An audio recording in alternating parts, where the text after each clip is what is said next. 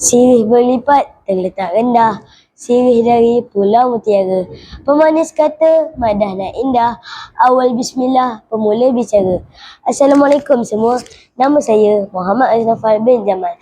Saya berumur 10 tahun. Saya bersekolah di Sekolah Kebangsaan Gangsa Durian Tunggal Melaka.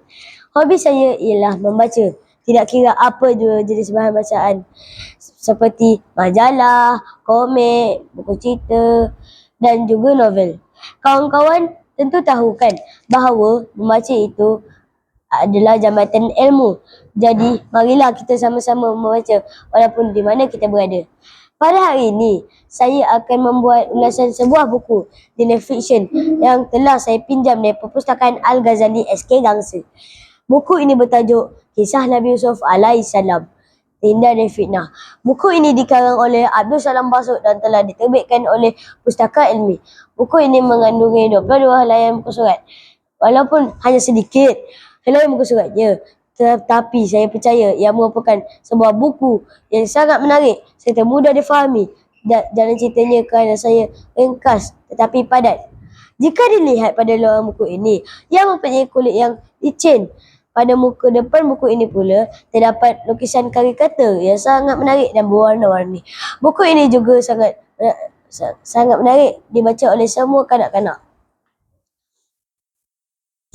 Buku ini menceritakan tentang kisah Nabi Yusuf alaihissalam yang merupakan salah seorang daripada 12 anak orang Nabi Yaqub alaihissalam. Nabi Yusuf alaihissalam ialah anak yang dikurniakan keistimewaan oleh Allah SAW dari segi rupa, paras dan budi bahasa. Nabi Yusuf alaihissalam mempunyai rupa paras yang amat tampan. Allah SAW juga telah mengiradatkan Nabi Yaqub agar memberi lebih perhatian dan kasih sayang kepada kasih sayang berbanding yang lain. Untuk makluman kawan-kawan, rentetan daripada itu telah timbul perasaan iri hati dan dengki dalam kalangan saudara tiri Nabi Yusuf yang lain. Mereka telah merancang untuk menyingkirkan Nabi Yusuf dari keluarga mereka. Rancangan jahat saudara tiri Nabi Yusuf ialah mereka telah membawa baginda keluar bermain lalu menolak Nabi Yusuf alaihissalam dalam sebuah telaga kering di sebuah padang pasir. Setelah menjalankan rancangan mereka, pulanglah mereka dalam keadaan bersedih hati lalu memberitahu ayahanda mereka bahawa Nabi Yusuf telah mati di bawah seekor serigala dengan menyerahkan jubah yang telah koyak rabak serta berlumuran darah. Nabi Yaqub berasa sangat sedih dan hanya berserah kepada Allah yang Maha Esa.